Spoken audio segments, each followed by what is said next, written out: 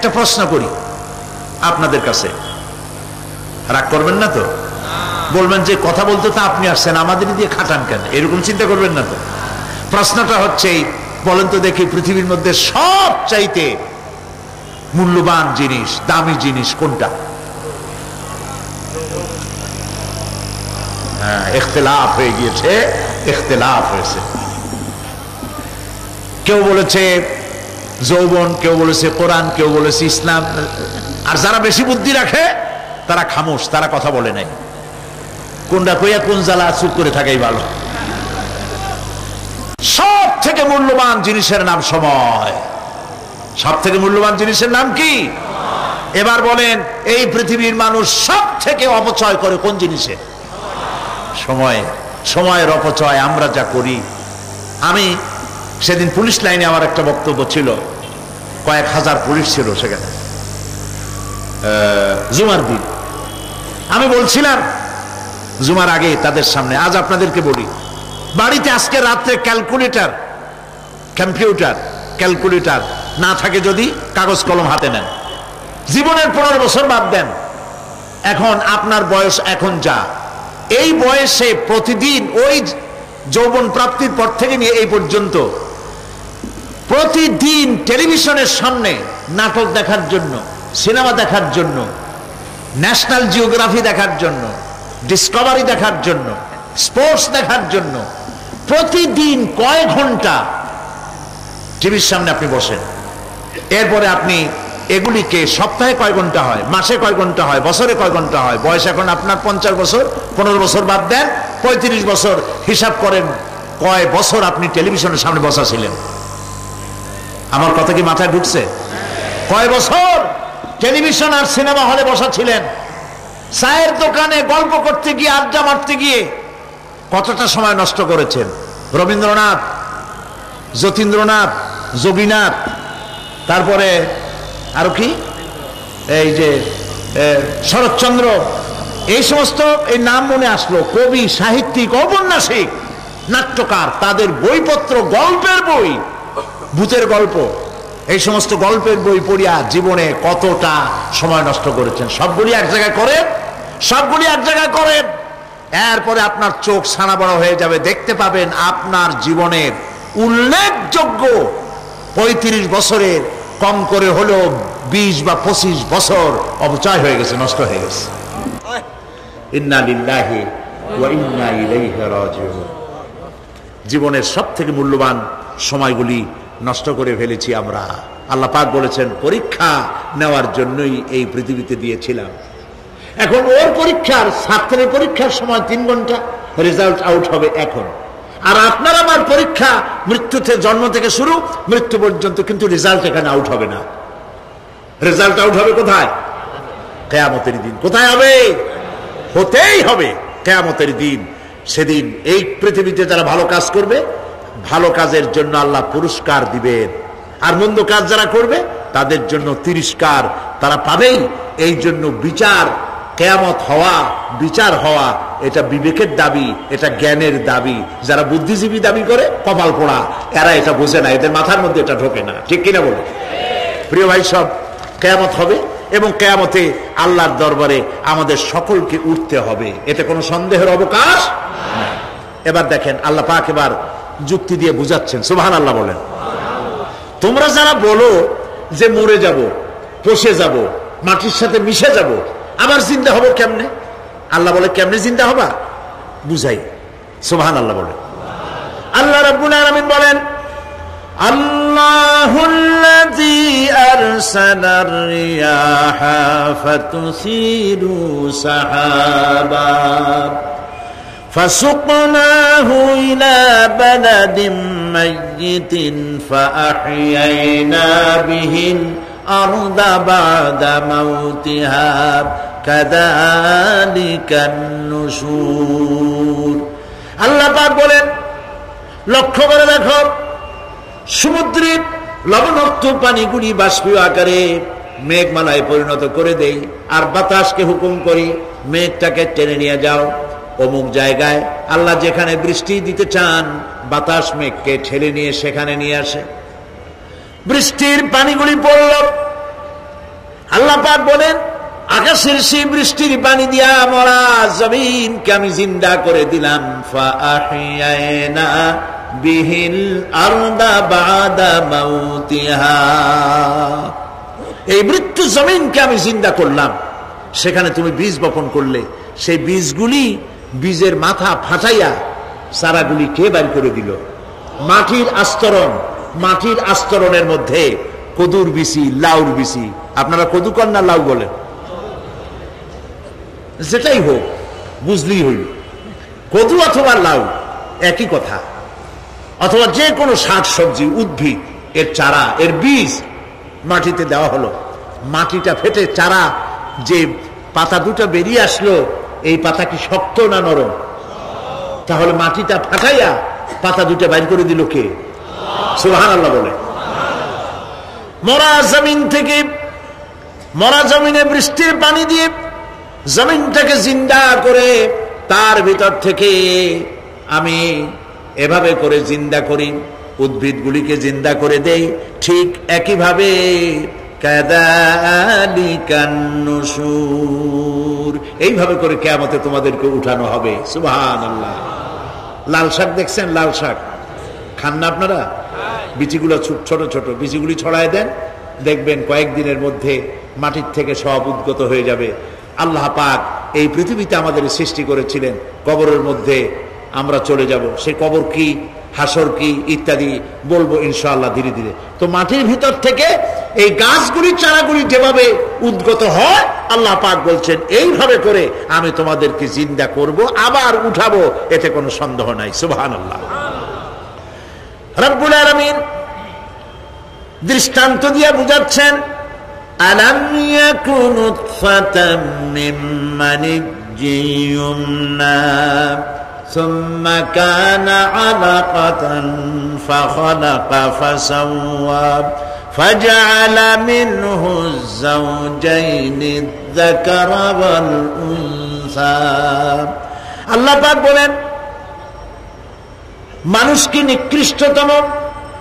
মাতৃগর্ভে নিক্ষিপ্ত এক ফোঁটা পানি ছিল না, আমি তার থেকে আকার আকৃতি দিয়ে সুগঠিত করে মানুষের আকার দান করেছি। আর মায়ের পেটের ভিতরে আমি নারী আর পুরুষ বানাইছি, কন্যা সন্তান এবং পুত্র সন্তান বানাইছি। সুবহানাল্লাহ। এখন মানুষে কয় যে আমরাও পারি। এই যে ক্লোনিং সিস্টেম একটা শুরু হয়েছে, শুনছেন আপনারা? কথা না কইলে বুঝি কি? ক্লোনিং পদ্ধতি। এটি ক্লোনিং পদ্ধতি, বিজ্ঞানীরা যারাই কাজটা করতেছে, তারা বিশ্ব সভ্যতাকে বিনষ্ট করার একটি মারাত্মক কাজে তারা হাত দিয়েছে। ক্লোনিং পদ্ধতিতে যে যা কিছু তৈরি হয়, এর আগে ভেড়ার বাচ্চা হয়েছে, ছাগলের বাচ্চা বানাইছে, সেগুলি তার মায়ের মতোই হয়েছে অথবা পিতার মতো হয়েছে। পিতার ডিএনএ নিয়ে একটা পুরুষ জাতীয় জন্তুর ডিএনএ অথবা স্ত্রী জাতীয় একটি জন্তুর ডিএনএ নিয়ে তারপরে বিশেষ প্রক্রিয়ার মাধ্যমে সন্তান, এই বাচ্চা উৎপাদনের ব্যবস্থা তারা শুরু করেছে পশু দিয়ে। এরপরে মানুষ এভাবে করা যায় কিনা সেই চিন্তা তারা করেছে। ইতিমধ্যে নাকি দুটো বাচ্চা হয়েছে, এটা সত্য না মিথ্যা এখনো যাচাই করা যায় নাই। কিন্তু পশুর থেকে যেগুলো হয়েছে সবগুলি রোগ নিয়ে আসছে পৃথিবীতে, গেল এক নম্বর কথা।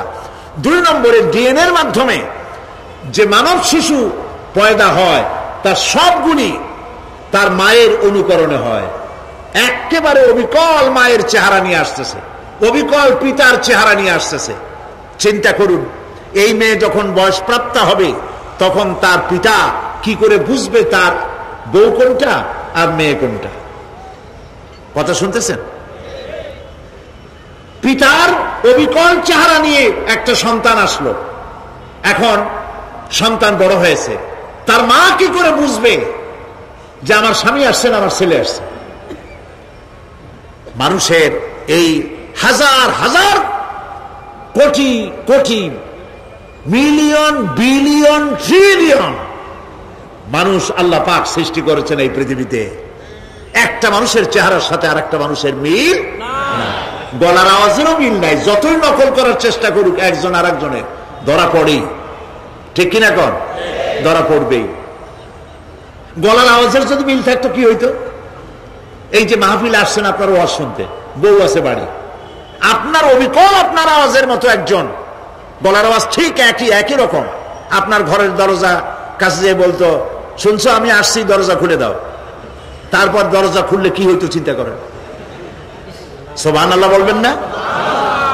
সুতরাং ক্লোনিং পদ্ধতিতে যারা মানুষ বানাবার চেষ্টা করছে, বিশ্ব সভ্যতাকে ধ্বংস করার জন্য, নৈতিকতার বাঁধকে ভেঙে দিয়ে পৃথিবীকে জেনা ব্যভিচারের একটি বিশাল একটি জাহান্নামে পরিণত করার জন্য তারা এই চেষ্টা চালাচ্ছে। উচিত হবে পৃথিবীর সমস্ত নেতৃবৃন্দ, বিশ্ব নেতৃবৃন্দের ঐক্যবদ্ধ হয়ে এই দুঃসাহসিক কাজকে বাধা দিয়ে বন্ধ করে দেওয়া উচিত। আল্লাহর সৃষ্টির সাথে পাল্লা দিতে গেলে ধ্বংস ছাড়া পথ থাকবে না। লক্ষ্য করেছেন? আপনি সাক্ষী দিলে আজ এক সাক্ষী দেবেন, কালকে বলবেন যে ওই সাক্ষী আমি দেইনি। আজকে সই করেছেন, কালকে বলবেন ওই সই আমি করি নাই। কিন্তু আল্লাহ রাব্বুল আলামিন আপনার ফিঙ্গারপ্রিন্ট, আপনার আঙ্গুলের ছাপ এমন করে দিয়েছেন, এই আঙ্গুল দিয়ে যদি কাগজের উপর একটা টিপ মারেন, টিপ সই করেন, আপনার বাবা কবর থেকে উঠে এসেও বলতে পারবে না যেটা আপনার না। আদম আলাইহিস সালাম থেকে নিয়ে আজ পর্যন্ত, আজ থেকে নিয়ে কিয়ামত পর্যন্ত যত মানুষ পৃথিবীতে এসেছে আর আসবে, কোন মানুষের আঙ্গুলের রেখার সঙ্গে আর একজন আঙ্গুলের রেখার মিল হবে না। এ হচ্ছে আমার আল্লাহর সৃষ্টি। সুবহানাল্লাহ। সুতরাং তিনি বলছেন, আমি মাতৃগর্ভের ভিতরে সন্তান তৈরি করি, সেই সন্তানকে কোনটা কন্যা সন্তান, কোনটা পুত্র সন্তান আমি বানাই। এই কাজটা যিনি পারেন, এবার দেখেন সামনে কি বলতেছেন আল্লাহ, এই কাজটি যিনি করতেছেন, আলাইসা যালিকা বিকাদিরিন আলা আইয়ুহিয়াল মাউতা।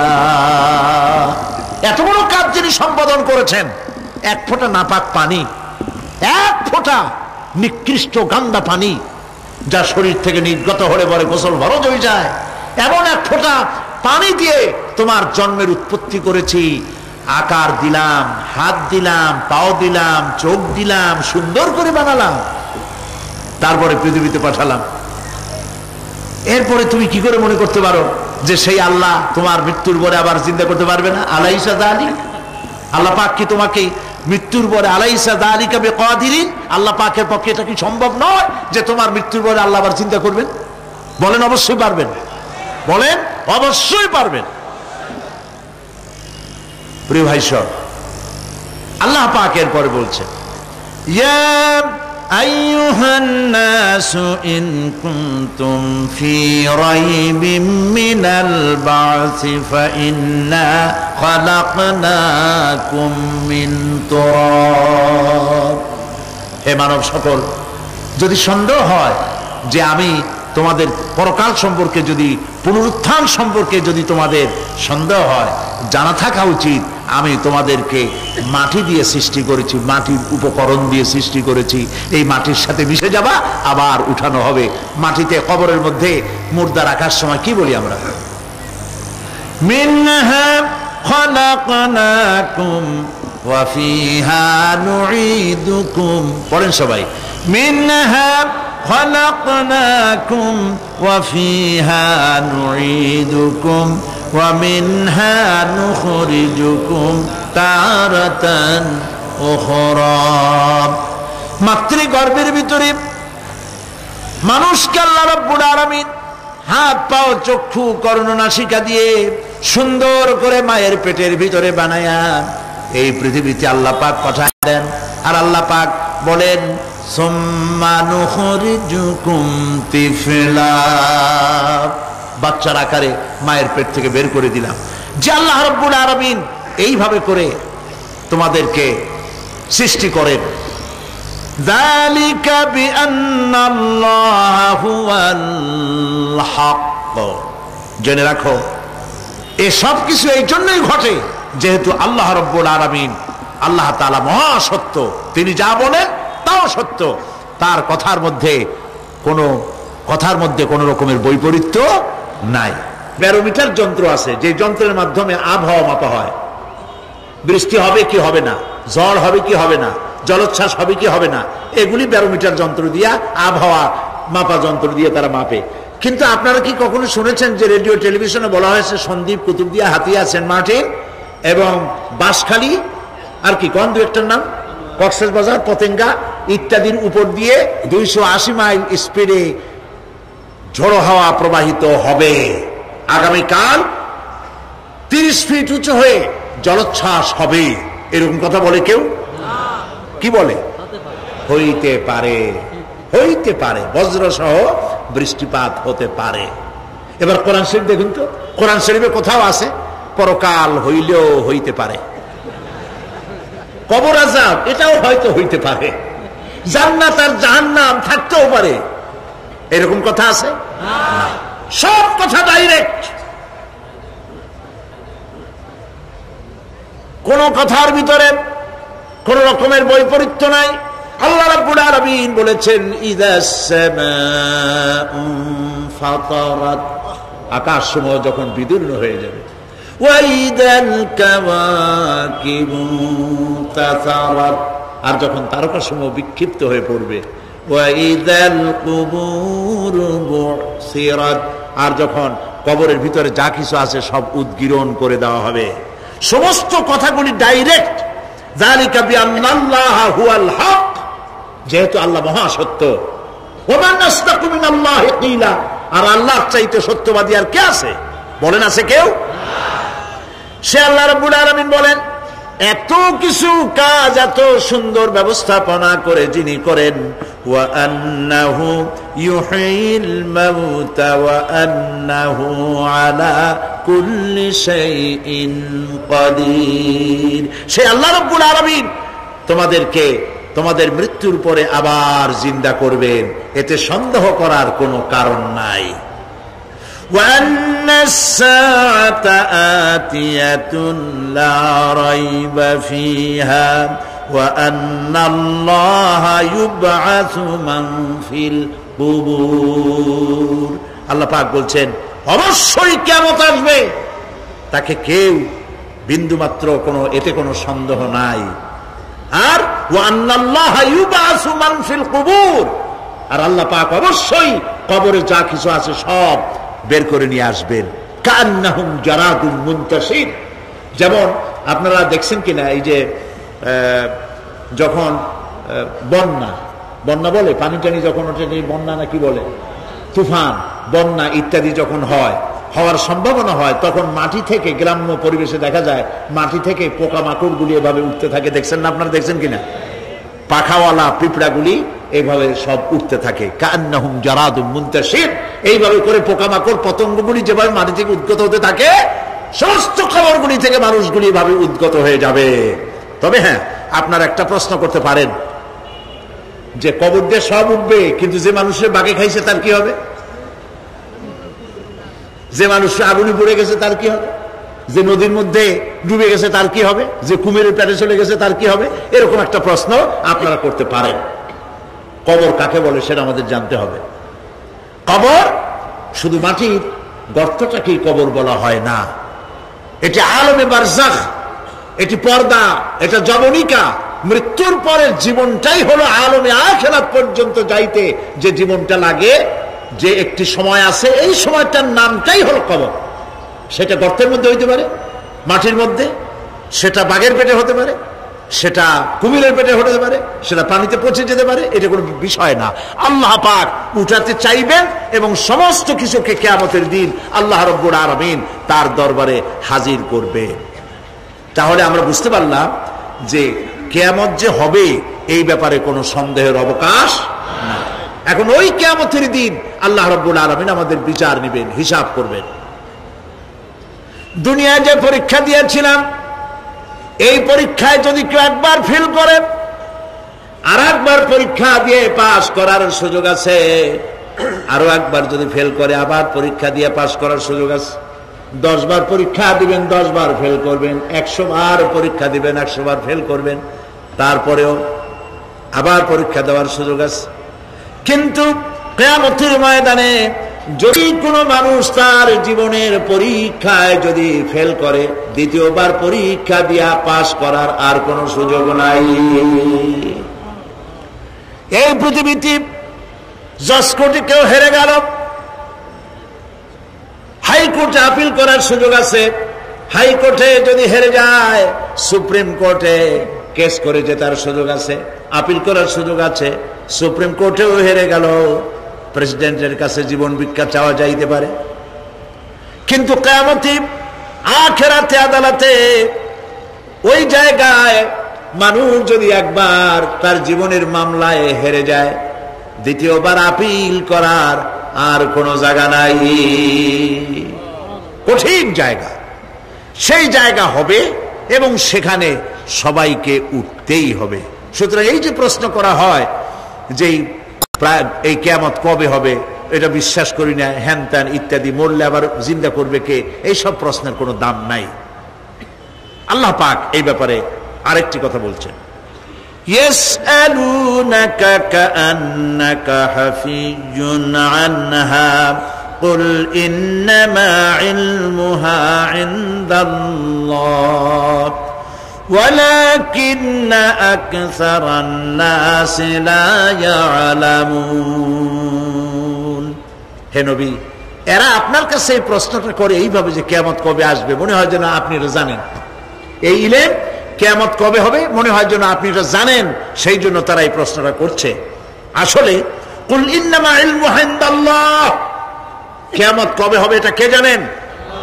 ওয়ালাকিন্না আকসারান নাস লা ইয়ালামুন, অবশ্যই অধিকাংশ মানুষের এইটা জানে না।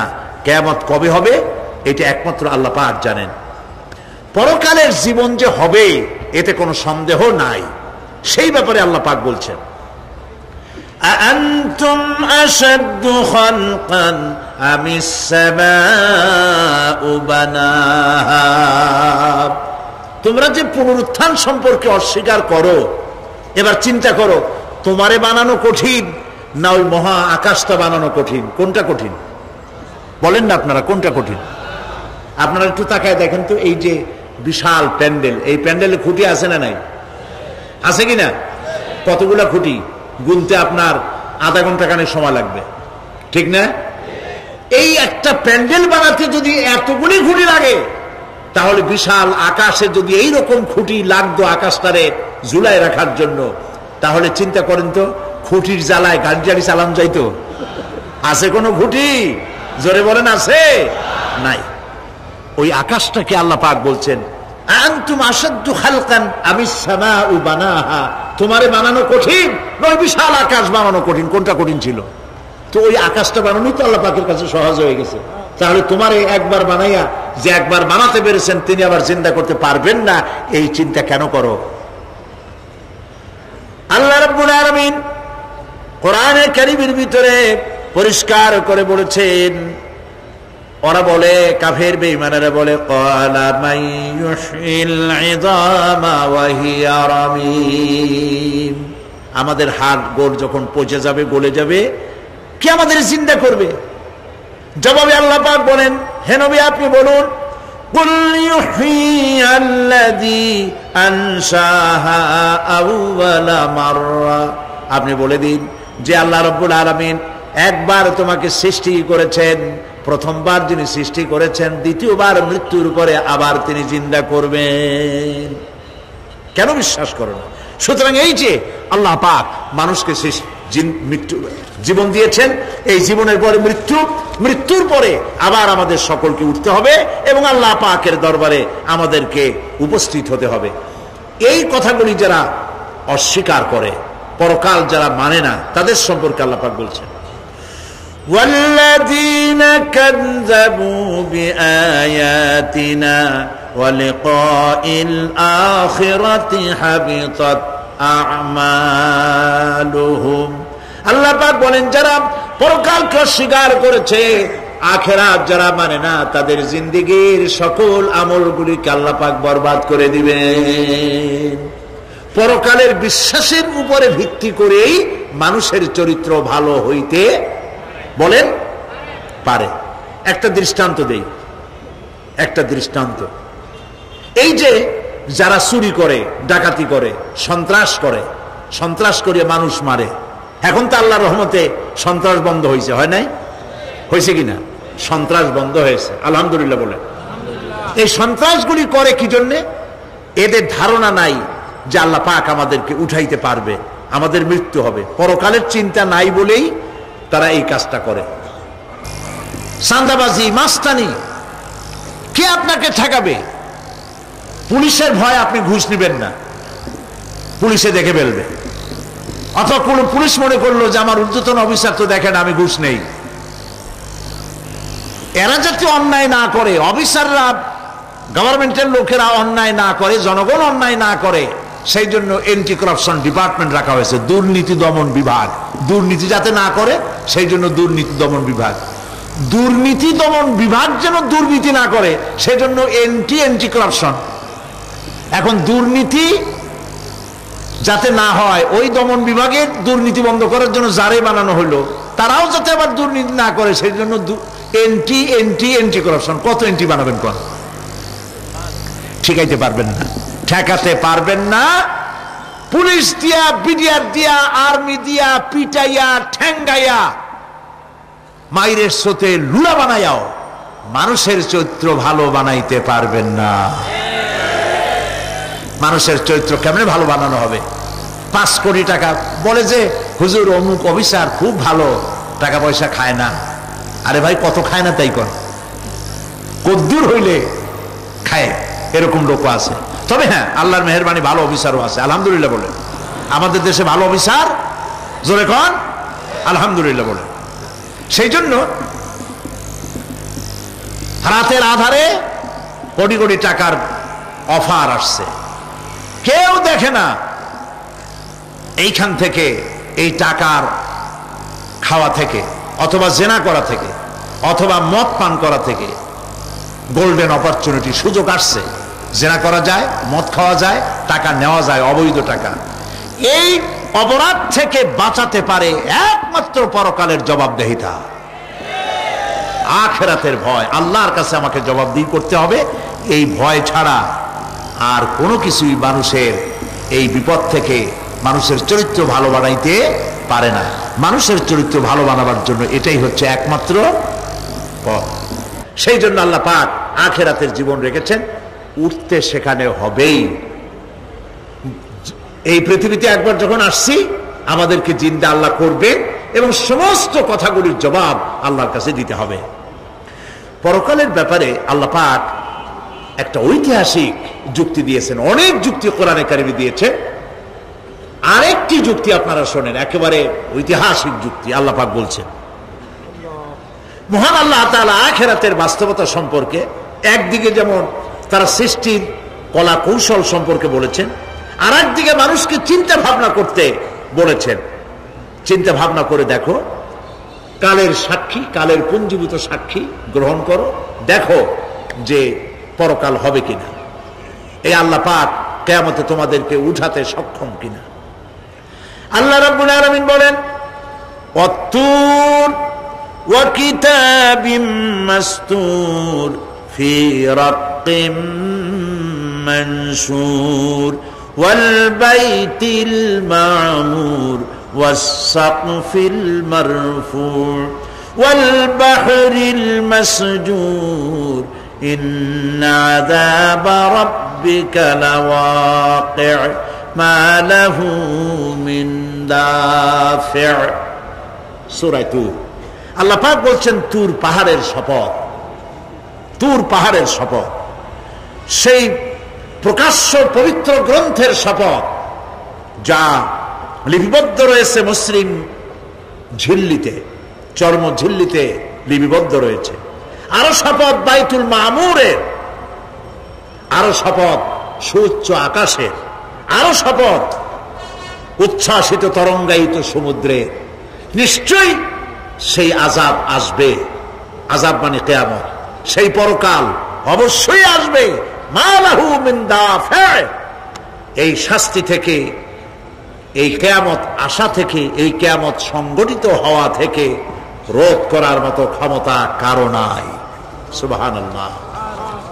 এখন আল্লাহ পাক তুর পাহাড়ের কসম করছেন। তুর পর্বত হচ্ছে সেই পর্বতের কথাই ধরা যাক, যেখানে একটি ঐতিহাসিক পর্বত, হযরত মূসা আলাইহিস সালামকে আল্লাহ রাব্বুল আলামিন যেখানে নবুয়তের শিরস্থান পড়িয়ে দিয়েছিলেন তুর পাহাড়ের ভিতরে,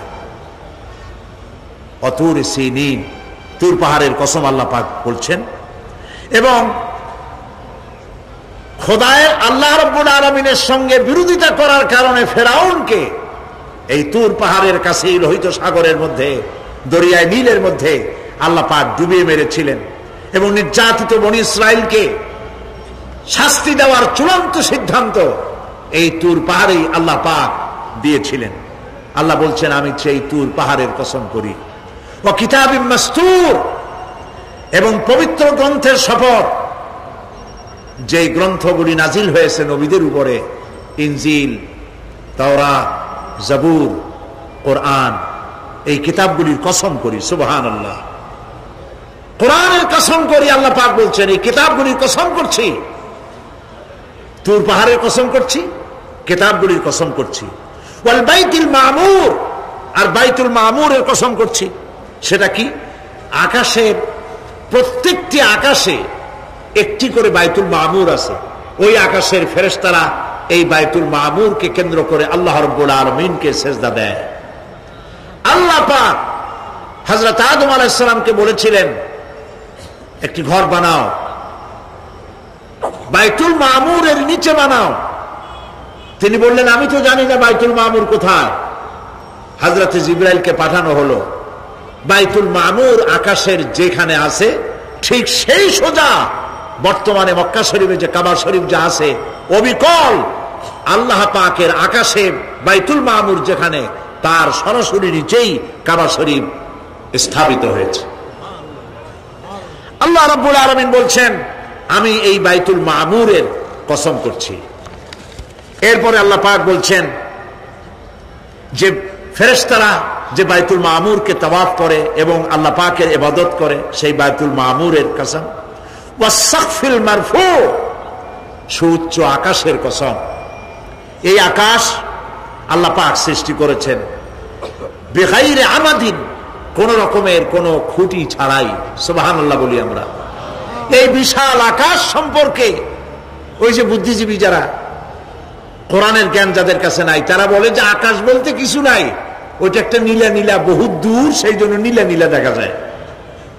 এই পৃথিবী সম্পর্কেও তাদের ধারণা এই পৃথিবীও কিছু না, এটা হলো ওই যে কি বলে, সূর্যের কাছের থেকে একটা উজ্জ্বল জ্যোতিষ্ক খুব ফোর্সে যাচ্ছিল, এই ফোর্স সহ্য করতে না পেরে সূর্যের একটি অংশ মহাশূন্যের উপরে ছিটকে পড়ল, ঘুরতে ঘুরতে পৃথিবীর আকার ধারণ করেছে। এই হলো ওদের ধারণা।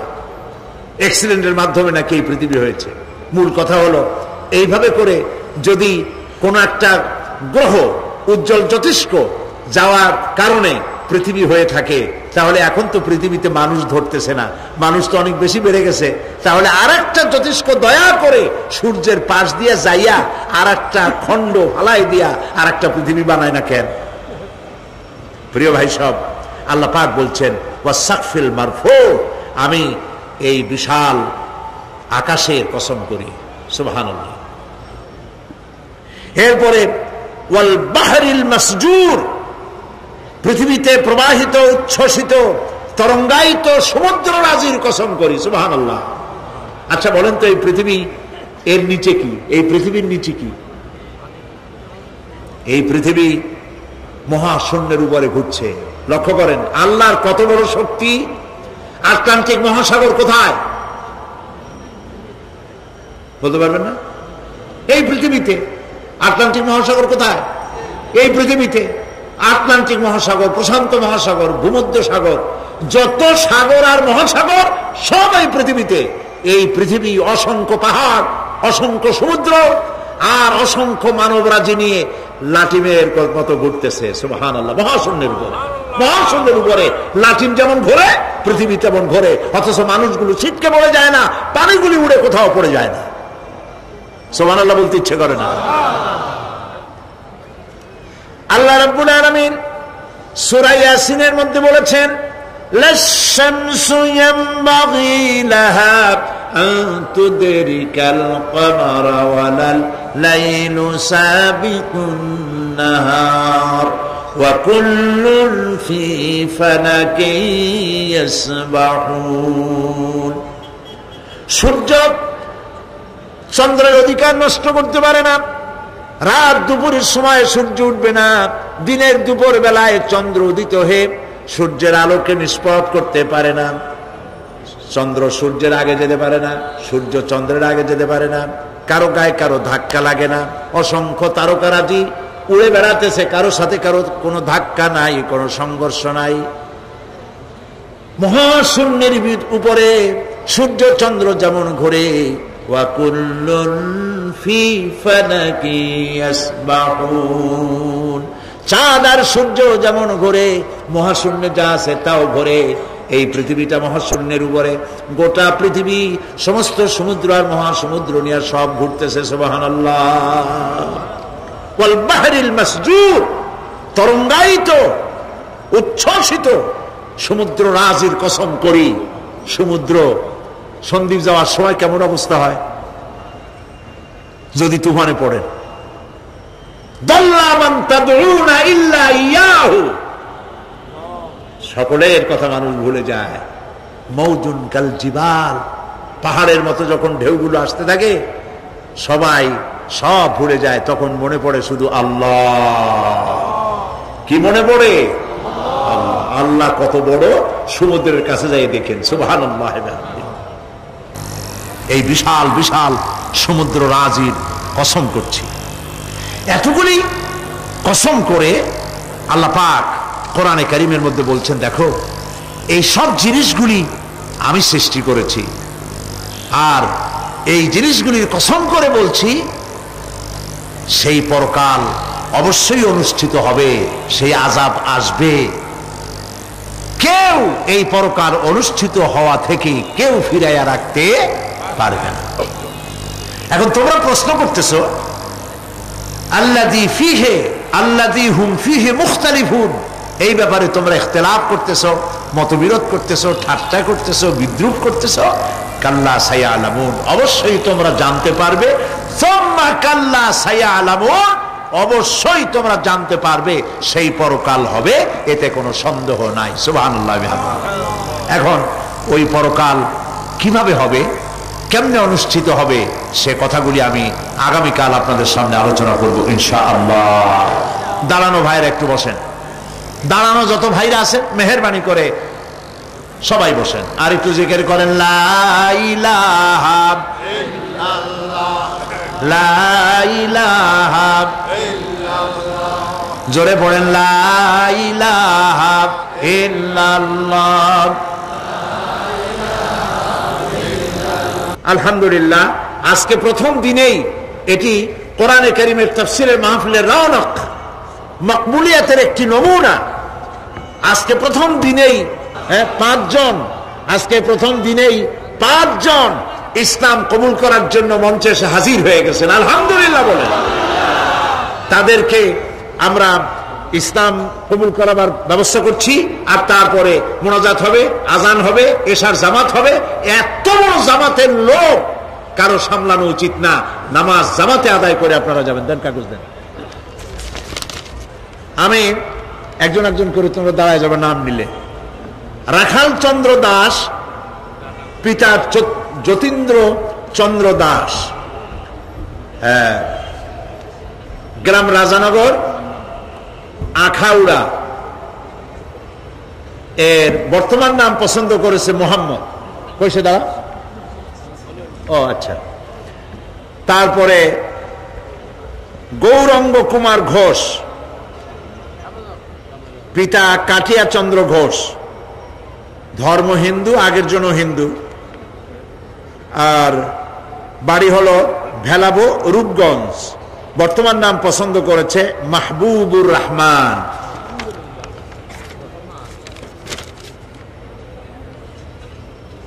আরেকজনের নাম শ্রী নিখিল চন্দ্র রায়, পিতা শ্রী অবিনাশ চন্দ্র রায়, হিন্দু, বাড়ি দক্ষিণ গোসাইপুর, কোতোয়ালি, চট্টগ্রাম।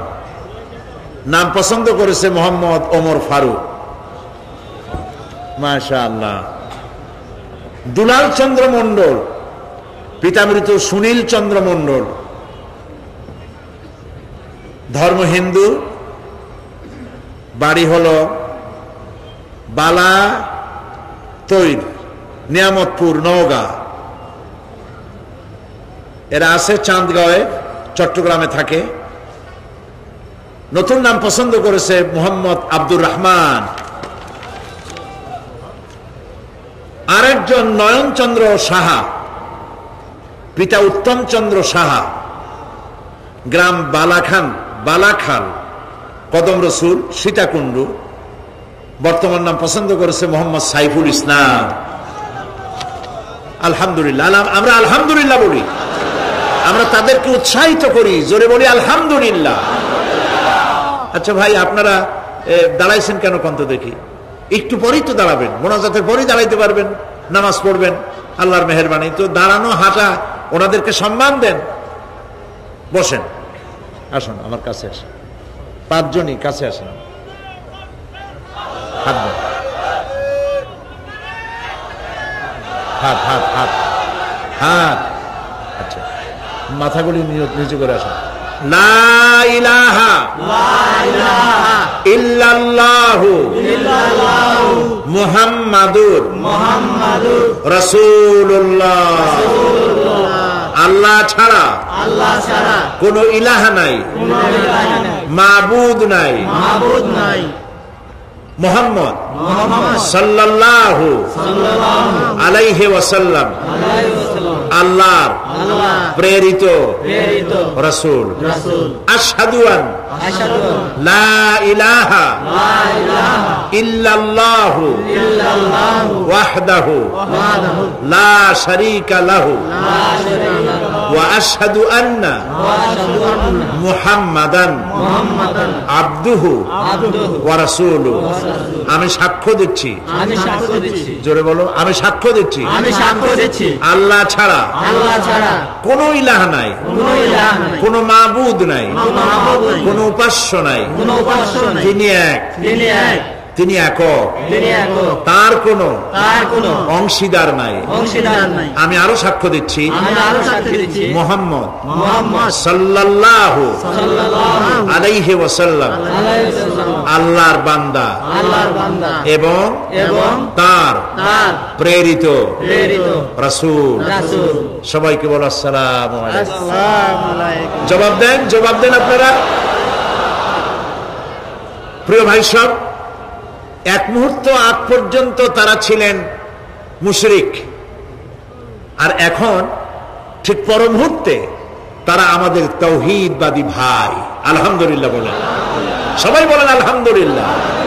আমাদের সকলের আমলনামায় কম বেশি গুনাহ আছে।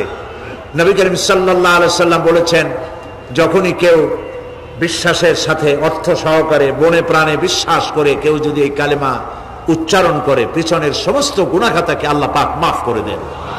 এদের জিন্দেগির সব গুনাহ মাফ হয়ে গেছে। এখন এরা এখন মাসুম, বেগুনাহ। আমি আল্লাহ পাকের এই বেগুনাহ মাসুম বান্দাদের সাথে আলিঙ্গন করছি।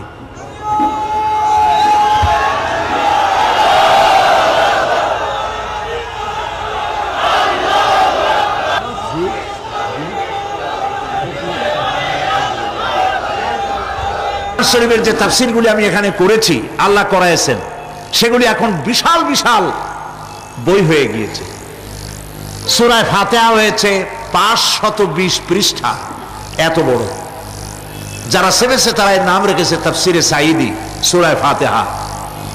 আমপারা বেরিয়েছে 588 পৃষ্ঠা। এই যে আমপারার তাফসীর আজকে সূরা নাবা থেকে করলাম, 2টা আয়াতের তাফসীর প্রায় 1.5-2 ঘন্টার মতো করলাম।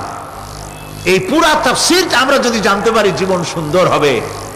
আমপারা, তাফসীরে সাঈদী এবং সূরা আসর এখানে করেছিলাম 5 দিন। সেই 5 দিনের তাফসীর 788 পৃষ্ঠা সূরা আসর। ইমাম শাফিঈ রাহমাতুল্লাহ আলাইহি বলেছেন, সূরা আসর পড়ার পর মনে হয়েছে যে কোরআন শরীফের আর কোন সূরা নাজিল না হইলেও চলতো। সুবহানাল্লাহ। এগুলি সব দোকানে আছে, সূরা ফাতিহা, আমপারা, সূরা আসর। এগুলি আপনারা খরিদ করবেন। তাফহিমুল কোরআন কিনবেন, ফি জিলালিল কোরআন কিনবেন। আল্লাহ যেন আপনাদেরকে তৌফিক দান করেন। সবাই বলি আমিন। আমি আমার বন্ধু হযরত মাওলানা শামসুদ্দিন সাহেবকে সূরা ফাতিহা দিয়েছি, আমপারা এবং সূরা আসর আগামীকাল অথবা আমি আমার সময় মতো দিব। আজকে আমি আমপারা তাফসিরে সাঈদী আমপারা এবং তাফসিরে সাঈদী সূরা আল আসর, আজকের প্রধান অতিথি বাইতুস শরফের মধ্যমণি আলেমে দ্বীন সাহেবে ইলম সাহেবে বসিরত আল্লামা হযরত মাওলানা শাহ কুতুবউদ্দিন সাহেব দামাত বারকাতুহুল আলিয়া, তাকে এই বিশাল মাহফিলের পক্ষ থেকে আমি হাদিয়া পেশ করছি।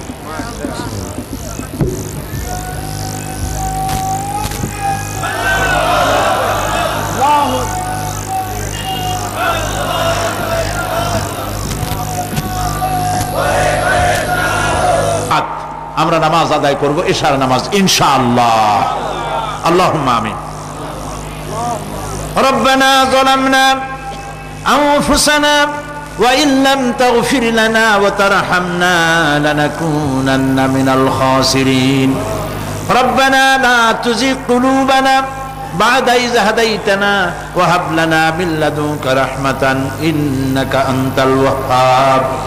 হে আল্লাহ তাআলা, লাখো জনতা আজকের এই প্রথম দিনেই আল্লাহ তাআলা কোরআনের এই মাহফিলে দীর্ঘক্ষণ ধরে তোমার কোরআনের কথা শুনে তোমার দরবারে হাত তুলেছি। দয়া করে মেহেরবানি করে আমাদের জিন্দেগির গুনাহ খাতাকে মাফ করে দাও। আমাদের মা বাপ মুরব্বিয়ান যারা কবরে চলে গেছে, আল্লাহ তাআলা কবরগুলিকে জান্নাতের টুকরায় পরিণত করে দাও। রব্বির হামহুমা কামা রব্বায়ানি সগীরা। পড়েন সবাই, রব্বির হামহুমা কামা রব্বায়ানি সগীরা। আয় আল্লাহ তাআলা, আমাদের এই বিবি বাল বাচ্চা যা দান করেছো সবগুলিকে দিনদার বানাও, ইমানদার বানাও, নামাজি বানাও, পরেজগার বানাইয়া দাও।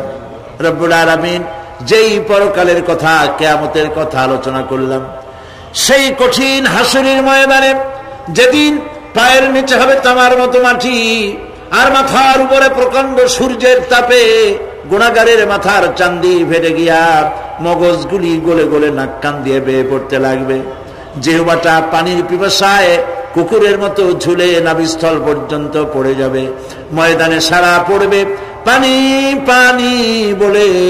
আল্লাহ তাআলা ওই দিনে তোমার হাবিবের হাতের কাউসারের পেয়ালা আমাদের নসিব করে দিও।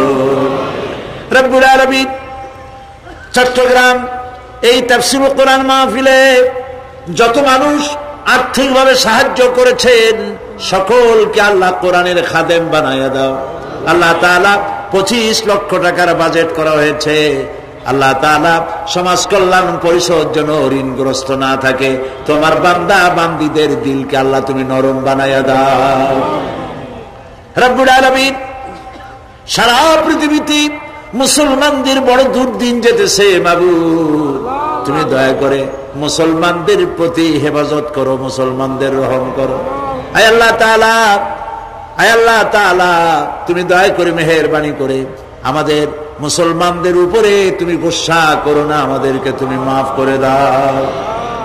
আহ জাতি হায় ফলক पर रहम लाने के लिए, आह जाती है फलक पर रहम लाने के लिए, बादलो हट जा दे दो आह जाने के लिए, रहम कर अपना ना आईने करम को भूल जा, रहम कर अपना ना आईने करम को भूल जा, हम तुझे भूले हैं लेकिन तू न हमको भूल जा। রব্বুল আলামিন, মা বোনেরা কষ্ট করে মাহফিলে এসেছেন, আল্লাহ তাআলা মা বোনদেরকে এমন আমল করার তৌফিক দাও যাতে করে কিয়ামতের দিন হযরত আয়েশা হযরত খাদিজার সঙ্গে হাসর নসিব হয়ে যায়। রব্বুল আলামিন, এই মাহফিল বাকি 4 দিন তোমার কুদরতি নিজাম দিয়ে আল্লাহ তুমি পরিচালিত করে দিও। সারা বাংলাদেশের মানুষ বিভিন্ন জায়গা থেকে এই মাহফিল আসে। আল্লাহ তাআলা প্রতিবেশী দেশ থেকে আসে, যারা প্লেনে আসেন অথবা গাড়িতে আসেন, পায়ে হেঁটে আসেন, যিনি যেভাবে আসেন আল্লাহ তাআলা যাতায়াতকে তুমি আসান করে দিও, বিপদ মুক্ত করে দিও, আল্লাহ দুর্ঘটনা মুক্ত করে দিও। যারা বাড়ি ছেড়ে তোমার কথা শুনতে আসে আল্লাহ বাড়িগুলি ধন সম্পদগুলি তুমি হেফাজত করো। রব্বুল আলামিন, তুমি আমাদের দিলের মধ্যে তোমার মহব্বত পয়দা করে দাও আল্লাহ, পরকালের ভয় পয়দা করে দাও, আখিরাতের জবাবদিহিতার অনুভূতি সৃষ্টি করে দাও আল্লাহ তাআলা। তুমি আমাদের দেশটাকে কবুল করো আল্লাহ তাআলা, তুমি দয়া করে মেহেরবানি করে আমাদেরকে তোমার মকবুল বান্দাদের মধ্যে শামিল করে নাও। আল্লাহুম্মা জাআলনা মিনাত তাওয়াবিন ওয়াজআলনা মিনাল মুতাতাহহিরিন ওয়াজআলনা মিন ইবাদিকাস সালিহিন ওয়াজআলনা মিনাল্লাযীনা লা খাউফুন আলাইহিম ওয়া লা হুম ইয়াহজানুন। রব্বানা তাকাব্বাল মিন্না ইন্নাকা আনতাস সামিউল আলিম ওয়া তুব আলাইনা إنك أنت التواب الرحيم سبحان ربك رب العزة عما يصفون وسلام على المرسلين والحمد لله رب العالمين واجعل آخر كلامنا عند الموت لا إله إلا الله محمد رسول الله. السلام عليكم ورحمة الله.